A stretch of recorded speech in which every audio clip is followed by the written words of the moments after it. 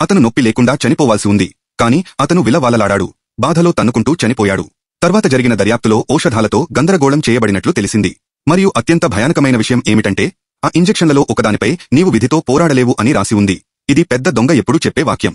టాంకు వెంటనే ఏదో తప్పు జరిగిందని అర్థమైంది.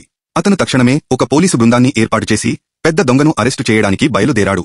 అదే సమయంలో పెద్ద దొంగ తన ఇంట్లో ఉన్నాడు. అకస్మాత్తుగా అతని ఫోన్కు ఒక అపరిచిత నంబర్ నుండి కాల్ వచ్చింది. మరోవైపు నుండి ఒక రహస్యమైన గొంతు పోలీసులు నిన్ను పట్టుకోవడానికి వస్తున్నారు, పారిపో అని చెప్పింది. ఒక్క క్షణం కూడా వృధా చేయకుండా అతను పారిపోయాడు. సంవత్సరాలుగా అతను అనేక నేరాలు చేశాడు. ఫోన్లో వచ్చిన రహస్య సమాచారం సహాయంతో అతను పోలీసులను మోసం చేశాడు. అతను ఒక పోలీస్ కారును హైజాక్ చేసి పారిపోతూ రెస్ట్ తీసుకోవడానికి ఫ్యాక్టరీలోకి చేరుకున్నాడు. కొంచెం ఊరట లభించిన అనుభూతితో అతను ఫోన్ తీసి తనను పారిపోవడానికి సహాయం చేసిన ఆ రహస్య వ్యక్తికి థాంక్స్ అని చెప్పాడు. కాని తర్వాత క్షణంలో అదే గొంతు అతని ముందు నిలబడింది. హెన్రీ పోలీసు యూనిఫాం వేసుకుని నవ్వుతో. పెద్ద దొంగ హడలిపోయాడు. అతను వెంటనే తన తుపాకీ తీసి కాల్పు జరిపాడు. కాని ఆయుధం ఇప్పటికే గందరగోళం చేయబడింది. ఒక్క సెకనులో అతని శరీరం మొత్తం తిమ్మిరిపోయింది. ఒక ఘాతక విషం అతని నరాల్లో పరిగెత్తింది. ఇప్పుడు అతను పూర్తిగా స్పృహలో ఉన్నాడు. నొప్పిని అనుభవించగలడు. కాని అతని శరీరం కదలలేదు. అంటే అతనికి రాబోయే బాధను అతను పూర్తిగా అనుభవిస్తాడు. ప్రతి క్షణం, ప్రతి సెకను. కాని అతను వ్యతిరేకించలేడు.